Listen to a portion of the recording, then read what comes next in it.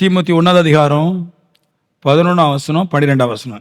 அதற்கு நான் பிரசங்கியாகவும் அப்போஸ்தலனாகவும் புறஜாதியருக்கு போதகனாகவும் நியமிக்கப்பட்டிருக்கிறேன் அப்படின்ற.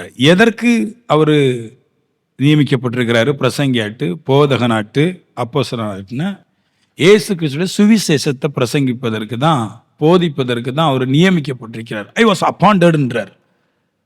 ஹெர்லாட்டு, டீச்சரு, அப்போஸ்தலன்னு சொல்றார்.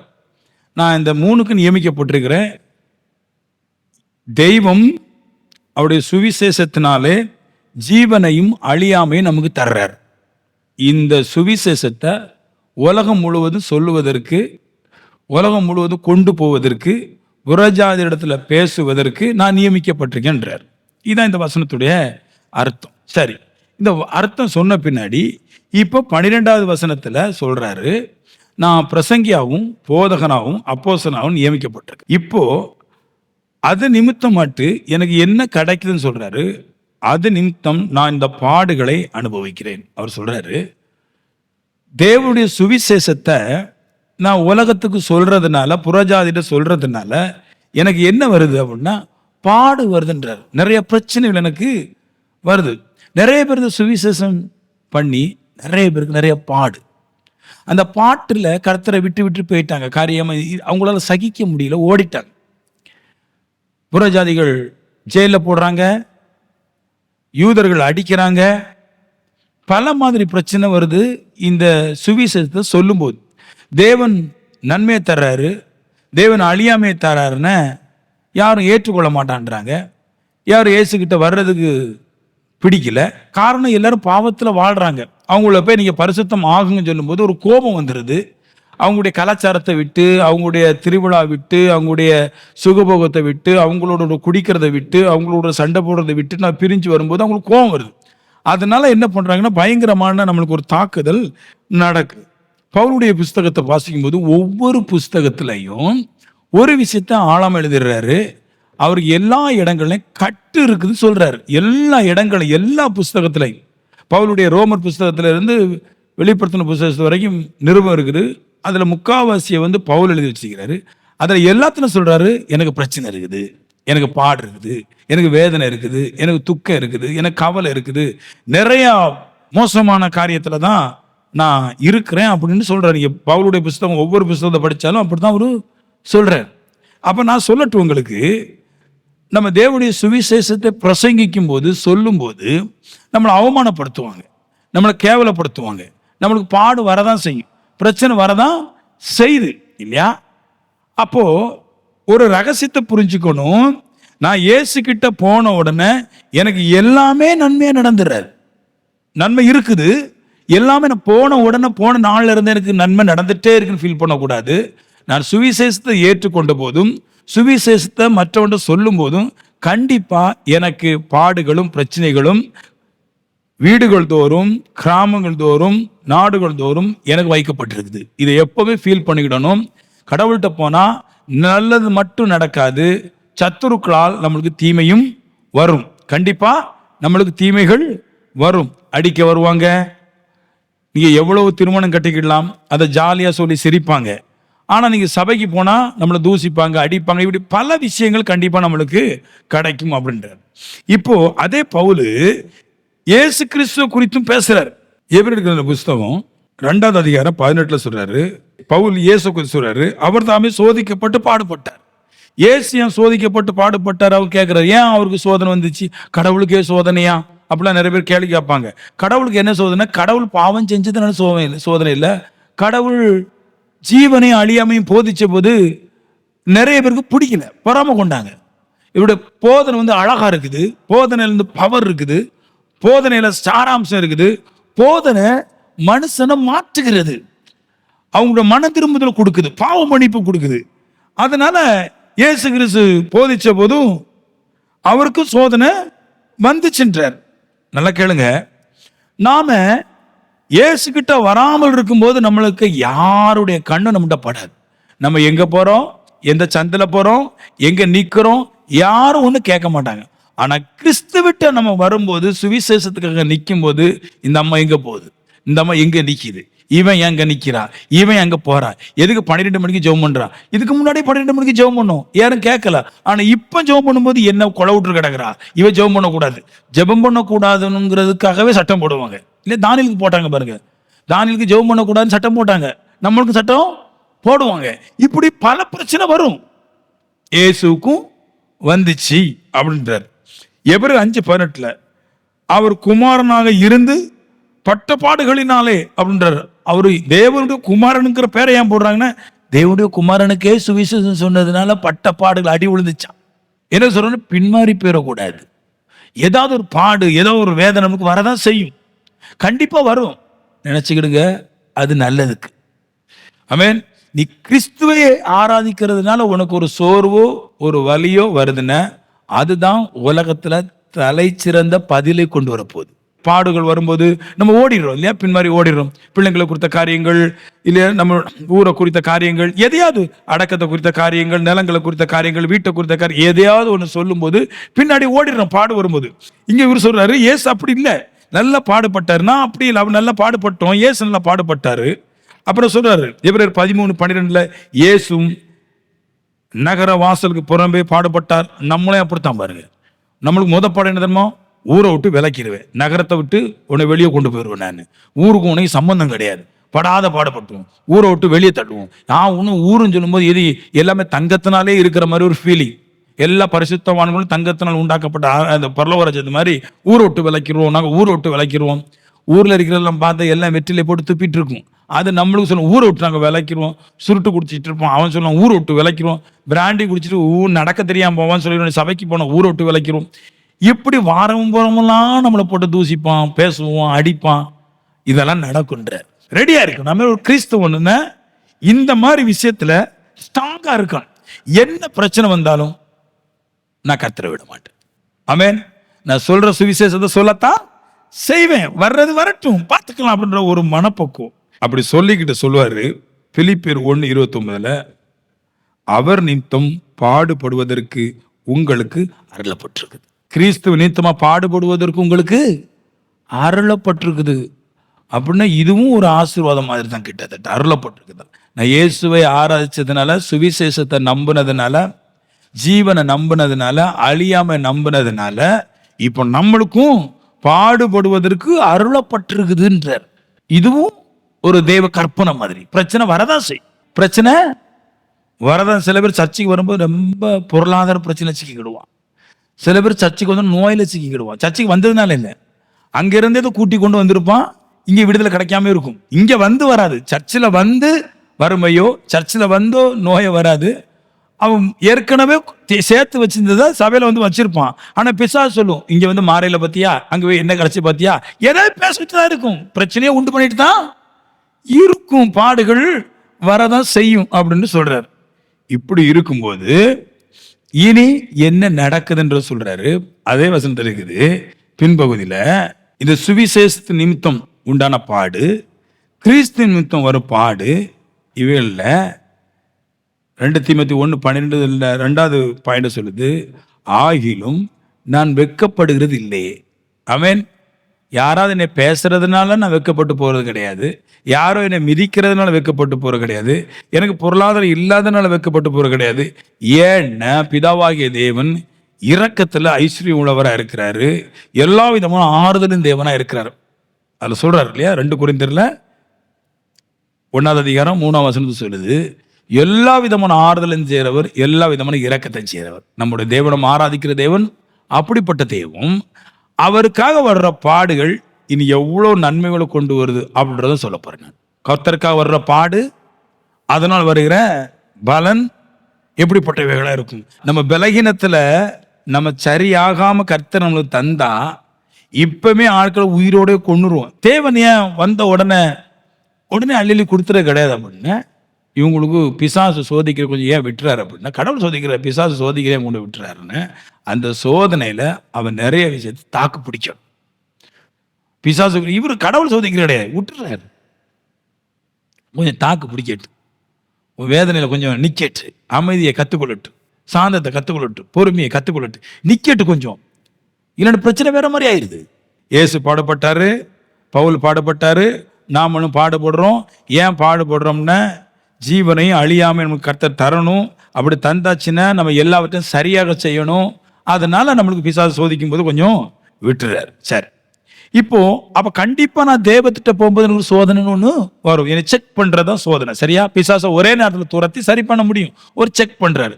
இப்போ இந்த செக்கிங்ல நிக்கிறவன் ஜெயிச்சிடறான். பாடுகள் வரும்போது, பிரச்சனை வரும்போது நான் இந்த வசனத்தை அதிகமா தியானிப்பேன். அவர் நிமித்தமாய் பாடுகள் அனுபவிப்பதற்கும் எனக்கு அருளப்பட்டிருக்குது. சில இடத்துல பாடுகள் வரத்தான் செய்யும். நான் அதுல நிக்கணும். நான் ஸ்ட்ராங்கா நிக்கணும். நான் பசி, பட்டினி, பிரச்சனை, காயங்கள், வேதனைகள் வரதான் செய்யும். நான் நிக்கணும் அப்படின்றார். இப்போ இனி இந்த பாடுகளோடு கூட இருக்கிற ஆசீர்வாதத்தை மறுபடி சொல்றாரு. இப்ப எல்லாம் திருப்பிடுது. முதல்ல தேவத்தை இன்ட்ரோடியூஸ் பண்றாரு பவுல்.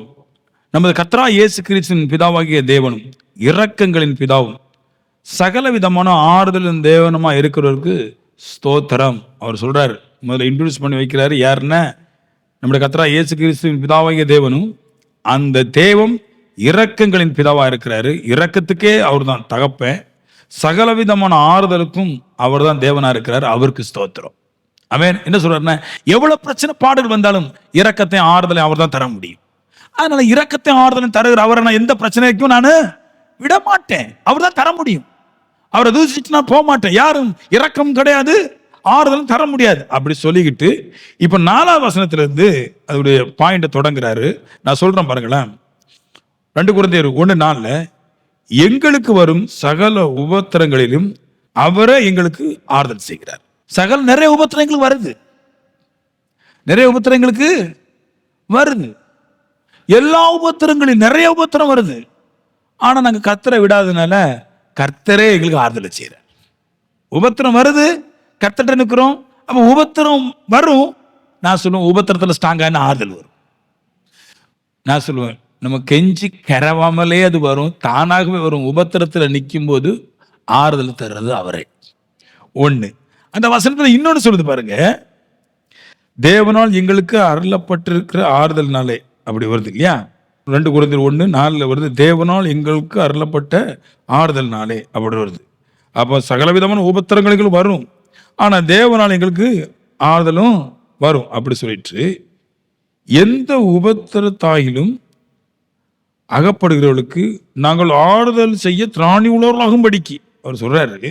எந்த உபத்திரமா இருக்கட்டுங்க, எந்த உபத்திரத்திலிருந்து எங்களுக்கு ஆறுதல் செய்யறாரு.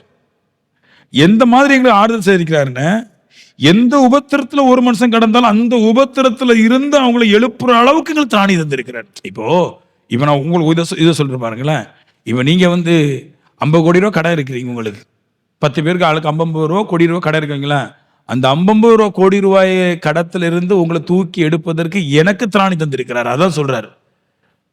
அந்த அளவுக்கு தேவன் உபத்திரப்பட்டு தேவனோட இருக்கிறவனுக்கு நிறைய கொடுத்துறாரு. உபத்திரப்படுகிற எந்த மனுஷனுக்கும் அந்த உபத்திரத்துல இருந்து மீட்கும்படிக்கான சக்தியை பலமா கொடுத்துறாரு. எந்த அளவு வாங்கிருக்கான் பாருங்களேன். 10,000 கோடி ரூபாய் பணத்தை வாங்கின ஒரு மனுஷன் பவுல் விடுறது கிடையாது. அவர் உபத்திரம் வருவது நிச்சயம். புறஜாதிகளால், பாவிகளால், பொல்லாதவர்களால், சுண்ணத்துக்காரர்களால் நம்மளுக்கு பாடு வருவது உண்மை. ஆனா அதில் இருந்து ஆறுதல் வருவதும் உண்மை. நம்மள மாதிரி பாடல இருக்கிற மனுஷனை ஆறுதல்ல கொண்டு போற அளவுக்கு கர்த்தர் நம்ம கையை நிரப்புகிறார். என்ன பிரச்சனை வந்தாலும் கர்த்தரை நான் சொல்லுவேன். சில பேர் எல்லாத்தையும் விட்டுக்கிட்டு அவங்களோட ஃபீல் பண்றாங்க. நல்ல பாவத்தில் விழுந்தவனுடைய டயலாக் ஒண்ணே தான், கர்த்தரை மன்னிப்பார். அவரு நாங்க என்ன தப்பு செஞ்சாலும் அவர் மன்னிப்பார். அந்த இதை மட்டும் விட்டுரு மன்னிப்பாருங்கிறத மனசுல வச்சுக்கோ. ஆனா எல்லா குப்பைகளையும் மன்னிக்க மாட்டாங்க, எல்லா குப்பையும் சேர்க்க மாட்டாங்க. பைபிள் சொல்லுது, கோதுமையே களத்துல சேர்ப்பாங்க, பதரையோ சுட்டரிப்பாங்க. ஆனா பதர் நினைக்குது, நானும் கோதுமையோட கூட ஒட்டி தான் இருக்கிறேன், நான் வசமா தப்பிடுவேன், நான் போயிடுவேன் நித்திய ஜீவனுக்கு. ஆனா கடவுள் சொல்றாரு, கோதுமையோட கூட பதர் ஒட்டி தான் இருக்குது. இல்லைன்னு சொல்லல. நீதிமானோட கூட பாவியும் சர்ச்சை தான் இருக்கிறான். பாவி நினைக்கிறான், நான் நீதிமான் இருக்கிறத தான் நானும் இருக்கிறேன், அதே சீட்டை தான் இருக்கிறேன், அதே சர்ச்சை தான் இருக்கிறேன், அவன் போனா நான் போக மாட்டேன். ஆனா அவன் அந்த ரங்கத்துல நீதிமானா இருக்கிறான், நீ அந்த ரங்கத்துல பாவியா இருக்கிற. எப்போ வரும்? பிரிக்கும் போதுதான் தெரியும். உன்னைய விதையில இருந்து இந்த பதரை பிரிக்கும் போதுதான் தெரியும், ஆத்தாடி இப்படி ஒரு சம்பவம் நடக்கும் தெரியவே இல்லையே, சேர்ந்து தானே இருந்தேன், இப்படி ஆகி போச்சே, ஒரே சபை தானே இப்படி இருந்து போச்சே, அப்பதான் தெரியும். பாவ மன்னிப்பு கேட்டுட்டே இருந்தவங்க அப்பதான் தெரியும் ஒரு மன்னிப்பார்னு பிரிப்பார். ஆமென். ஒரு காலம் வரும்போது பிரிச்சிருவாரு. அப்பதான் தெரியும். நான் சொல்றேன், பாவ மன்னிப்பு கர்த்தர் தர்றது உண்மை. ஆனா அதுக்கு வேண்டி நான் தெய்வத்தையே தூசிச்சுட்டு, நான் தேவனுக்கு விரோதமான காரியங்களை செஞ்சுட்டு, தேவனுடைய உபத்திரங்களில் ஒன்னையாய் நான் தூக்கி சுமப்பதற்கு திராணி இல்லாதவனா இருந்தா நான் ஒரு நன்மைகளை பெறுவதற்கு பலனற்றவனா இருக்கிறேன். பாவங்களை மன்னிக்கிறார், நான் இல்லை சொல்லவே மாட்டேன். ஆனா தெய்வத்துடைய பாவத்தை மன்னிக்க, தெய்வத்தை தூசிச்சுக்கிட்டு ஒரு பாவ மன்னிப்பு கிடைக்க. என்ன வந்தாலும் நான் கர்த்தராகிய இயேசு கிறிஸ்து ஒரு காலம் நானும் தூசிக்கவே மாட்டேன். நான் தூசிக்கவே மாட்டேன். அவர் எல்லாவித காரியத்திலும் எனக்கு ஆறுதல் தருவார். தேவனால எப்படி இந்த ஆறுதல் அவர் பெற்றார்? 2 Corinthians 1:5-6 சொல்றார், எப்படி எனில் கிறிஸ்துவின் பாடுகள் எங்களிடத்தில் பெருகிறது போல கிறிஸ்துவினாலே எங்களுக்கு ஆறுதலும் பெருகிறது. இந்த எப்படி மல்டிப்ளை பண்றதுன்னு தெரியும் நிறைய பேருக்கு எப்படி நம்ம பெருகணும். நிறைய பேர் ஃபீல் பண்ணுவாங்க பாருங்க, நான் நல்லா வளரணும், நான் நல்லா பெருகணும், நான் பணக்காரனாகணும். அப்போ அதுக்கு ஒரு பாயிண்ட் அவர் வச்சுட்டாரு, கிறிஸ்துவினாலே பாடுகள் எங்களுக்கு பெருகிறது போல. கிறிஸ்துவ நிமித்தமா நீ பாடு உனக்கு அதிகமா வந்துச்சுன்னா ஒன்றை மைண்ட்ல வச்சிடுங்க, இப்ப பெருக்கம் அதிகமா வரும். கிறிஸ்துவ நிமித்தம் பாடு உங்களுக்கு வரலன்னா கிறிஸ்துவ நிமித்தம் பணமும் வராது. இப்போ உதாரணத்துக்கு நம்ம எல்லாம் ரோமன் கத்துக்காரு. அங்க ஒரு சிஸ்டம் இருக்கு இல்லையா? இப்போ சர்ச்சுக்கு போனா ஊருக்காரங்களை சேர்ந்து எடுத்து படபடன்னு பேசுவாங்க. ஏன்னா அவங்களுக்கு ஊருக்கதை தான் பேசுவாங்க, அவங்களுக்கு வேற கதை தெரியாது, மனசுகளை தான் பேசுவாங்க, கடவுள் தெரியாது, கடவுள் கிடையாது. அப்போ யாராவது எங்கேயா போனால் பிடிச்சி வச்சு அனுப்பி கூட்டம் சொல்லிட்டு அங்கே திறந்து கூளம் குத்திட்டே இருப்பாங்க, எதை பேசுவாங்களோ இங்கெல்லாம் பண்ணும்போது. இப்போ அந்த செய்தி அப்படியே என் காதில் எங்கள் அப்பாவோ அம்மாவோ மாமனோ மச்சானோ கொண்டு வந்து என் காதில் போடுறான், ஊருக்காரங்களே யாரை போடுறாங்க. போடும்போது இந்த பாடு உங்களை அதிக இன்சல்ட் பண்ணும்போது, பாடு உங்களுக்கு இன்க்ரீஸ் ஆகும்போது நீங்கள் இப்போ என்ன பண்ணுறீங்கன்னா அப்படி அப்படிலாம் ஒன்றும் கிடையாது. அப்படி ஒருக்கா நீங்கள் சொல்லிட்டீங்கன்னா உங்களுக்கு பாடின்னு வரவே செய்யாது. எங்கே பெருக்க வரும்னா கிறிஸ்து நிமித்தம் வர்ற பாடை ஏற்றுக்கொள்றவங்க தான் பெருக்கும். கிறிஸ்துவனால பாடு பெருக்கும் போது ஆசீர்வாதம் பெறுகிறது. நான் கிறிஸ்துவ எவ்வளவு பாடம் ஏற்றுக்கொள்ள ரெடி. அதான் சொல்ல, எப்படி எனில் அந்த வார்த்தை போடுறாங்க 2 Corinthians 1:5, எப்படி எனில் கிறிஸ்துவின் பாடுகள் என்னிடத்தில் பெருகிறது போல எந்த அளவு பாடு பெருகுதோ அந்த அளவு போல நானும் பெரிய ஆள் ஆயிருந்தார். கிறிஸ்துவினால எங்களுக்கு ஆறுதலும் பெருகிறது. பாடுகள் பெருக ஆறுதலும் பெருகுது. நான் தேவத்துக்கான ஒரு வைராக்கியம், சுவிசேஷத்திற்கான ஒரு வைராக்கியம், அழியாமைக்கு ஒரு வைராக்கியத்தை நான் எடுக்கும் போது, என்னை 4 பேர் 4 விதமா பேசும்போது, 4 பேர் இந்த சண்டைக்கு வரும்போது, என்னை பிடிச்சி ஜெயில போட வரும்போது, அந்த பண்ணிடுவேன், வீட்டை கொலைச்சிருவேன், அதை பண்ணிடுவேன், இந்த பண்ணிடுவேன் எல்லாம் சொல்லும்போது, பாடுகள் பெருகும்போது நான் ஸ்ட்ராங்கா கர்த்தருக்காக நின்னுட்டோம்னா, இப்பொழுது கர்த்தர் இயேசு கிறிஸ்து எனக்கு ஆறுதலை ஒரு பக்கம் பெருக பண்ணிட்டே இருக்கிறேன். அக்கா வந்து கல்யாணத்துக்கு கூடுது, கொக்கா கூட அப்படியே போயிரு. அதான் பாடு. கிறிஸ்துவ பிரிக்கிறதுக்கு உன் வீட்டாரு சத்துரு பல நாள் சொல்லு. ஏதாவது ஒன்று கிறிஸ்துவ விட்டு பிரிக்க வரும், குடும்பங்களே தான் வரும்போது இந்த பாட சகிச்சா ஆறுதல் பெருகும். 6ஆம் வசனத்துல, நாங்கள் கிறிஸ்துவினால் பாடுபட்டு உபத்திரப்பட்டு சகிக்கிறது போல. இவன் சொல்றாரு, நாங்கள் என்ன பண்றோம்? பாடுபட்டு உபத்திரப்பட்டு சகிக்கிறோம். நிறைய பாடுகள் வருது. ஆமே, அப்படி சொல்லிட்டு நீங்களும் கிறிஸ்துவுக்காக பாடுபட்டு உபத்திரப்பட்டால் ரட்சிப்பு கிடைக்கும்ன்றார். எல்லாம் ஈஸியாக கிடைக்கலங்க. அவ்வளோ ஈஸியாட்டு ரட்சிப்பு இயேசுக்கு கிடைக்கல. பவுலுக்கு ஈஸியாக ரட்சிப்பு கிடைக்கல. பிரச்சனைகள்ல உபத்திரங்கள்ல அதை சகிச்சு போனாங்க. ஆமென். பல மாதிரி பேசுவாங்க நம்ம குடும்பக்காரங்களாம் வந்து. ஆமென். கிட்டத்தட்ட நம்மளை ஒரு முட்டாள் மாதிரியே பேசுவாங்க, கிறுக்கிற மாதிரி பேசுவாங்க. இவங்க தான் புதுசா ஒரு கடவுளை கண்டுபிடிச்சிருக்காங்க, பரிசுத்தாவியாரா அப்படிம்பாங்க. எங்கிட்டலாம் ஏசி இல்லையோ அப்படின்னு கேட்பாங்க. அப்ப நாங்க என்ன பேயை ஆராதிக்கும், அவங்களே கேட்டுடுவாங்க. அப்ப நம்ம என்னதை நம்ம கேட்பாங்க. ஆனா கர்த்தரை ஏற்றுக்கொள்ள மாட்டாங்க. கேள்வி நிறைய வச்சிருக்கிறான், நிறைய நம்மளை போட்டு கொலை எடுப்பான். ஆனா சொல்றவன் சொல்லட்டு, சத்தியத்தை கரெக்டா பேசணும். பவுல் சொல்றாரு, எதிர்த்து பேசக்கூடாது, இப்படி ஞானத்தை நீங்க கத்துட்ட கேட்டு நீங்க பேசணும். அந்த ஞானமே இல்லாம இருந்தாலும் தேவனாவியா இருக்கிறன்னு சொல்லவா தெரியணும். எல்லாவற்றையும் நம்மளை திட்டி தொடச்சி போடுற காரியத்தை சகிக்க தெரியணும். நம்மளை சொல்லுவாங்க, அங்க போய் உனக்கு என்ன கிடைச்சு. ஊர்ல 88 தலைமுறை அங்க இருக்கிறான், இன்னும் வரைக்கும் 1 சென்ட் இடம் வாங்கல. வந்து 2 வருஷம் ஆகிறதுக்குள்ளாடி என்ன கிடைச்சி கேள்வி. பவுல் ஒரு புத்திய சொல்றாரு, நீங்கள் எங்களோடு கூட பாடுபடுவீர்கள் என்று உங்களை குறித்து உறுதியாக நம்பி இருக்கிறோம். உண்மையாட்டா? அவர் சொல்றாரு, நீங்கள் எங்களோடு கூட பாடுபடுவீர்கள் என்று உறுதியா நம்பி இருக்கிறோம். உண்மையில பாடுபடுவாங்களா விசுவாசிகள்? பாடாப்படுத்துவாங்க. விசுவாசிகள் பாடாப்படுத்துவாங்க. தெரியுமா உங்களுக்கு? விசுவாசிகள் பாடுபடுத்துவாங்க. உண்மையா சொல்றேன், விசுவாசிகள் பாடுபடுத்துவாங்க. எங்களோடு கூட நீங்க பாடுபடுவீர்கள் என்று நாங்கள் உங்களுக்கு குறித்து விசுவாசத்துல இருக்கிறோம். என்னை மாதிரி நீங்க கஷ்டப்படுவீங்க, எங்களை மாதிரியே நீங்க போராடுவீங்க, எங்களை மாதிரியே நிற்பீங்க அப்படின்னு பவுல் சொல்றாரு. ஆனா அவர் என்ன மூலையில சொன்னாரோ தெரியல, மக்களை கொஞ்சம் மழுங்க பண்றாரு.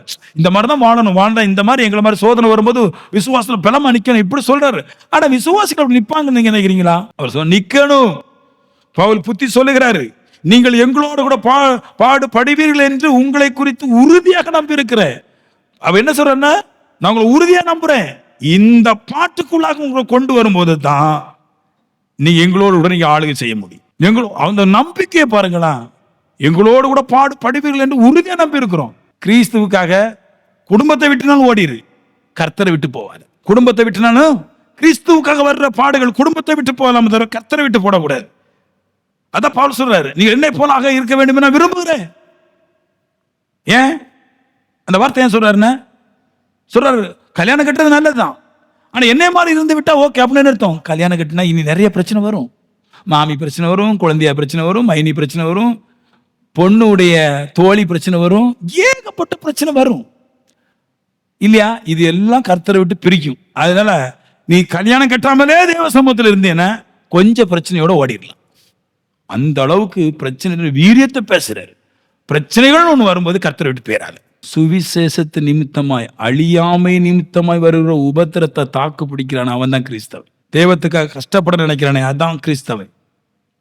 சும்மா ஒரு மதங்கிற பேர்ல கல்யாணம் அவங்க கடைசி உண்ணவும் குடிக்கவும் செய்யறது தான் கிறிஸ்தவம். கொள்வனையும் கொடுப்பனையும், பொண்ணு எடுக்கணும் பொண்ணு கொடுக்க, எல்லாருடைய கருத்து இப்போ இப்படிதான் இருக்குது. பொண்ணை யார்கிட்ட கொடுக்கலாம், பொண்ணு எங்க எடுக்கலாம், மாப்பிள்ளை எங்க கொடுக்கலாம், மாப்பிள்ளை எங்க எடுக்கலாம், எல்லாரும் ஆமேன். யாராவது காரில் வேறக்கூடாது, அவன் வீட்டில் தான் பொண்ணு எடுக்கணும்.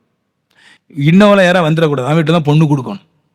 எல்லாம் கிறிஸ்தவனுக்கு பொண்ணு கொடுக்க யாருமே கிடையாது. கிறிஸ்துவுக்காக படுற பாடு அந்த சிலுவையை தூக்குறதா இருக்கட்டும், எந்த பாடா இருக்கட்டும், அதுல கிடைக்கிற ஒரு ஸ்ட்ரென்த் எதுலையுமே கிடைக்காது. நீங்க நினைக்கிறீங்க ஜெபம் பண்ணும்போது ஸ்ட்ரென்த் கண்டிப்பா கிடைக்கிறது இல்லைன்னு சொல்லல. ஆனா தேவத்துக்காக ஒரு பாடுபடுறோம் பாருங்க, அவருக்கு ஒரு உறுதி, எந்த பிரச்சனையிலும் அவருக்காக நிற்பங்கிற ஒரு ஆணித்தரமான ஒரு இருதயம் இருக்குது. அதுல கிடைக்கிற பவர் வேற எந்த ஒரு விஷயத்திலையும் கிடைக்கிறது கிடையாது. 2 கொரிந்தியர் 1:8 பாடு எந்த அளவுக்கு பட்டார், அதோட கோரத்தை பவுல் சொல்றாரு. நம்ம எத்தனை பேர் இந்த பாடுடைய கோரத்துல போக போறோம்னு தெரியல. சகோதரரே, ஆசியாவில் எங்களுக்கு நேரிட்ட உபத்திரத்தை நீங்கள் அறியாதிருக்க எங்களுக்கு மனதில்லை. அவர் சொல்றாரு, ஆசியாவில் இருக்கும்போது, ஆசியான நம்ம நாடுதான் சரியா, ஆசியா கண்டம் வேற எங்கேயும் கிடையாது. என்னவெனில் பிழைப்போம் என்கிற நம்பிக்கை அற்றுப்போகத்தக்கதாக எங்கள் பலத்திற்கு மிஞ்சின அதிக பாரமான வருத்தம் எங்களுக்கு உண்டாயிற்று. அவர் சொல்றாரு எப்படி வந்துச்சுங்கிற அந்த ஊத்தரத்தை சொல்றாரு இல்லையா. ஆசியா தேசத்துல நாங்க இருக்கும்போது எங்களுக்கு எப்படி வந்துச்சு, தப்பி பிழைப்போம் என்கிற நம்பிக்கை அற்றுப்போகத்தக்கதாக எங்களுடைய பலத்திற்கு மிஞ்சின அதிக பாரமான வருத்தம் எங்களுக்கு உண்டாயிற்று. அவங்க சொல்றாங்க, இனி பிழைக்கவே மாட்டோம், இனி தப்பி போகவே மாட்டோம், இனி செத்தே போயிருவோம். கொஞ்சமாவது நம்பிக்கை இருக்கு. சில நேரத்துல பவுலுக்கு சொல்றாரு, எப்படியா இருங்க தப்பிடுவோம் சொல்லுவாரு. இப்ப சொல்றாரு, தப்பி பிழைப்போங்கிற நம்பிக்கையே இல்லை கிறிஸ்துக்காக. அப்படிப்பட்ட ஒரு பாட்டுக்குள்ள, ஒரு கோரத்துக்குள்ளாக நாங்க போயிட்டோம் அப்படின்றாரு. பவுல் சொல்றாரு, நான் நம்பிக்கையே அத்து போச்சு, செத்து போயிரும் அப்படின்ற ஒரு எண்ணத்துக்குள்ள போயிட்டாரு. பயங்கர பாடுபட்ட அப்படிலாம் சர்ச்சைக்கு வர யாருக்கும் விருப்பம் இல்லை. சுகபோகமா தான் சர்ச்சைக்கு வர விருப்பம். ஆமேன். பாடுபடணும். ஆமேன். ஏமேன் சொல்லுங்களேன். நான் சொல்லுவேன், எல்லா தாய் தகப்பனுக்கும் பிள்ளைகளுக்காக பாடுபடுவாங்க, அதுல ஒரு சந்தோஷம் இருக்கும். எல்லா தாய் தகப்பனும் ஒரு ஃபீல் உண்டு, என் பிள்ளைக்காக நான் சந்தோஷப்படுவோம். நான் சொல்லுவேன், அதுல ஒண்ணுமே கிடைக்காது. கடைசியில எப்படியும் உன்னை பார்க்க மாட்டாங்க. அந்த பிள்ளைங்களுக்காக படாத பாடுபடுவான், அப்பன் போராடுவான், எல்லாவற்றையும் இழப்பான், எந்த பிரச்சனைகளும் போவான். ஆனா கர்த்தர் சொல்றாரு, எனக்காக பாடுபடு, அந்த பாட்டுல நன்மை இருக்குதுன்றார். மிஞ்சின பாரம் மனசை போட்டு அலக்கழிச்சுன்றாரு. அப்படி சொல்லிட்டு வசனம் 9 வருது, மரணம் வரும் என்று நாங்கள் எங்களுக்குள்ளே நிச்சயித்திருந்தோம். இப்ப சொல்றது, எங்களோட நிச்சயம் எங்க போயிட்டு, எப்படியா தப்பிச்சிரும் போயிட்டே இருந்தோம். கடைசியில் ஒரு நிச்சயம் வந்துட்டு, செத்தே போயிடும், போச்சு, மூச்சு போச்சு அப்படி சொல்லிக்கிட்டு 10 சொல்றாரு. அப்படிப்பட்ட மரணத்திலிருந்து அவர் எங்களை ரட்சித்தார். கர்த்தருக்கான ஒரு வைராக்கியம் இல்லாம போயிருந்தா எங்கேயோ மாட்டிருப்போம். இந்த சின்ன வயசுலயே நிறைய நன்மைகளை தேவன் அனுபவிக்க செய்யறதுக்கு காரணம், கர்த்தருக்காக மரிக்கவும் நான் ரெடி. மரணம் வந்துச்சு, வாழ்க்கைங்கிற போராட்டத்தில் சோர்ந்து போயிட்டேன். எங்கள் அப்பாவும் நினச்சேன், எல்லாரும் நினச்சேன், நல்லா நான் என்னையே நினச்சேன், நானும் சரியாக இருந்திருக்கலாம் வேணும். ஆனால் கடைசியில் ஒன்றே ஒன்று வந்துச்சு, இது எனக்கு தேவையான விஷயம் ஆண்டவர், உமக்காக நான் இந்த பாட்டை நான் அனுபவிக்கிறேன்னு சொன்ன போது கர்த்தர் வழிகளை திறக்க ஆரம்பிச்சார். அப்படிப்பட்ட மரணத்திலிருந்து அவர் எங்களை ரட்சித்தார். அப்படி சொல்லிக்கிட்டு 10ஆம் வசனம், இப்பொழுதும் தப்புவிக்கிறார், இன்னும் தப்புவிப்பார் என்று நம்பியிருக்கிறோம். 10, இப்படிப்பட்ட மரணத்திலிருந்து எங்களை ரட்சித்தார், விடுதலையாக்கினார், தப்புவித்தார். நான் சொல்லுவேன், கர்த்தர் நம்மளை உண்மையிலே ஒரு முறை தப்புவிச்சா மறுபடியும் தொடர்ந்து தப்புவிப்பார். அது மட்டும் இல்லை, தப்புவித்து கொண்டே இருப்பார் என்கிற விசுவாசம் நம்மளுக்கு வந்துடும். என்னை கர்த்தர் 2 போட்டு கொடுத்தாருன்னா எனக்கு 50 போட்டு வரையும் தருவார். எனக்கு ஒரு வீட்டை கொடுத்தாருன்னா, கர்த்தர் தந்தாருன்னா 10 வீடு தருவார். எனக்கு ஒரு ஆத்மா என்னை நம்பிய சர்ச்சைக்கு கர்த்தர் கொடுத்தாருன்னா அநேக ஆத்மாக்களை தருவார். ஏன்னா நான் அவருக்காக என் ஜீவனை அற்பமாக எண்ணுகிறேன் பவுல் சொல்றார். நான் சொல்லுவேன், எல்லாமே போராட்டத்தை தான் கிடைக்கும், எல்லாம் போராட்டத்தை தான் கிடைக்கும். கிறிஸ்துவுடைய வாழ்க்கை சுபபோகமாய் கிடைக்க வச்சு சும்மா சொல்றது. அதாவது சர்ச்சில் ஆத்மாக்களை சேகரிக்க இந்த ஃபீல் சொல்ல கர்த்தர் உங்களுக்கு தருவார். மோட்டிவேஷன்லாம் அது உலக பிரகாரம்னு வச்சு கேட்டுக்கலாம். பைபிள் மோட்டிவேஷனுடைய புஸ்தகம் இல்லை, அது உண்மை புஸ்தகம் இல்லையா? ஒரு மனுஷன் பாவியாக இருந்தால் எப்படி இருக்கணும், கிறிஸ்தவனாக இருந்தால் எப்படி இருக்கணும், எந்த பாடுகளில் நான் உபத்திரத்தை சகிக்க நான் தயார். 2 கொரிந்தியர் 1:24, உங்கள் விசுவாசத்திற்கு நாங்கள் அதிகாரியாக இராமல் உங்கள் சந்தோஷத்திற்கு சகாயராக இருக்கிறோம். விசுவாசத்தினாலே நிலைத்திருக்கிறீர்களே. அவர் சொல்றாரு, விசுவாசத்துல நிலைச்சிருக்கிறீங்க, ஸ்ட்ராங்கா இருக்கிறீங்க, இருக்கணும், உறுதியா இருக்கணும். அப்படி இருந்தா உங்கள் விசுவாசத்திற்கு நாங்கள் அதிகாரியா இராமல், உங்க விசுவாசத்துக்கு நாங்க அதிகாரி அல்ல, உங்க விசுவாசத்துக்கு நீங்க தான் அதிகாரி. நீங்க தான் அந்த ஸ்ட்ரெங்த்தை எடுத்துக்கிடணும். அப்பாவுக்கு பயப்படாம, புருஷனுக்கு பயப்படாம, ஊருக்கு பயப்படாம, அது உங்க விசுவாசம். இதுக்கு அதிகாரியே கிடையாது, விசுவாசத்துக்கு அதிகாரியே கிடையாது. உங்க விசுவாசத்துக்கு நீங்க தான் அதிகாரி, இதுக்கு அதிகாரியே கிடையாது. உங்களை யாராலும் விசுவாசிக்க பண்ண முடியாது, விசுவாசத்தை எடுத்து போட முடியாது. உங்களுடைய பயம், உங்களுடைய நல்ல விஷயம், அதுலதான் விசுவாசம் இருக்கும். விசுவாசத்துக்கு நீங்க தான் அதிகாரி. இந்த விசுவாசத்துக்கு நீங்க கர்த்தர் மேல அதிகாரம் உள்ளவங்களா விசுவாசத்துல இருந்தீங்கன்னா உங்க சந்தோஷத்துக்கு சகாயரா இருக்கிறோம். அதாவது உங்க சந்தோஷத்துக்கு இப்போ சகாயரம் உதவி செய்யறோம். நீங்க இந்த விசுவாசத்துல இருந்தீங்கன்னா இப்போ எப்படி உங்களுக்கு நல்லா நடக்க போகுதுங்கிறதுக்கு ஒரு உதவி செய்யறோம். நாங்க விசுவாசத்துல ஸ்ட்ராங்கா கட்டப்பட்டு மரணம் வரைக்கும் போனதுனால எங்களுக்கு தேவன் நிறைய நன்மைகளை தந்திருக்கிறார். இத உங்களுக்கு சொல்றதுனாலே ஒண்ணு புரிகிறது. தேவத்துக்கான விசுவாசத்தை நம்ம ஸ்ட்ராங்கா இருந்தா பவுலையும் பேதுருவையும் தேவன் நன்மையால் நிரப்புனது போல, சந்தோஷத்தால் நிரப்புனது போல நம்மளுக்கும் தருவார்கள் என்ற உபதேசம் பண்றார்கள். இப்ப எனக்கு ஒரு ஃபீல் வருது, கர்த்தருக்காக பாடுபட்டு நான் எல்லாவற்றையும் சகிச்சா எனக்கு கிறிஸ்து இயேசுவை போல நன்மை கிடைக்கும்.